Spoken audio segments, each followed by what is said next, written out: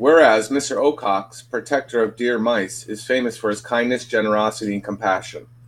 Therefore, said Deer Mice of said Grey House humbly, petition, said Mr. Ocox, to, will you get to the point? Mr. Ocox screeched in exasperation. I'm sorry, Lungwort said. The rain has washed away the rest of my writing. Then just dump it and say what you want, the owl boomed. We humbly request your permission, Lungwort finally said. To move. Move? Yes. Why? I said we are too many. We need more food. Where do you want to go? To new house. First, Mr. Ocox blinked.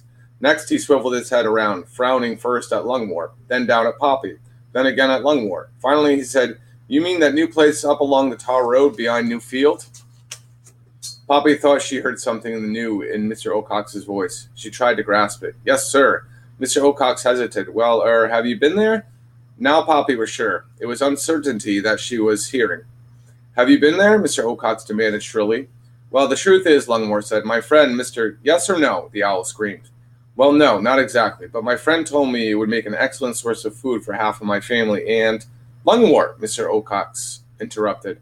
I forbid you to move to Newhouse. What? Lungwort gasped, flapping the rain away from his face with a paw. The word had all but stuck in his throat. Permission denied, Lungwort. You cannot move to Newhouse. But why, sir? Because I said so. But the Grey House area does not provide enough food. It's urgent that some of us move so we can survive, and... No Newhouse. Now I've got a dinner to catch, so you'd better skedaddle. Unless, of course, you want to please me by leaving your daughter. Then, the owl chuckled. I might reconsider. But, Mr. Ocox leaned forward. Woo-woo, he wailed in his loudest but lowest voice. The sound exploded over them. Poppy, clapping paws to ears, ran out from under the tree toward her father, who was still standing there stammering. But, come on, Papa, Poppy urged, trying to turn her father around. We better go. With difficulty, she turned to him. Lungwort, Mr. Ocox called suddenly. Lungwort whirled so fast the thimble fell off his head. Bowing, smiling, he began. You were just teasing, weren't? Listen to me, Lungwort, Mr. Ocox cried. I have two more things to say to you. First, pass the word among your friends that I've spotted a new porcupine around Dimwood. Porcupine, Lungwort echoed dumbly. A particular vicious one, but don't worry, I'll protect you. Second, it's about your daughter there. If you want a reason for my refusal, ask her how she and I met before. Reason?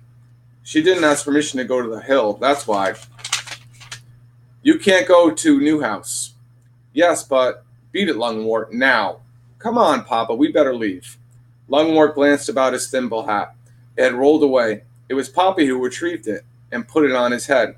Resigned, a sagging Lungwort allowed himself to be led away. Poppy glanced at her father. All traces of dignity were gone. The wetness that ran down his face was not rain but tears. Poppy hardly tried to keep the flag aloft. And as they trudged home, she kept stealing books into one of her paws. In it was clenched something she had pried from one of Mr. Ocox's pellets. Ragweed's earrings. And that completes chapter 6.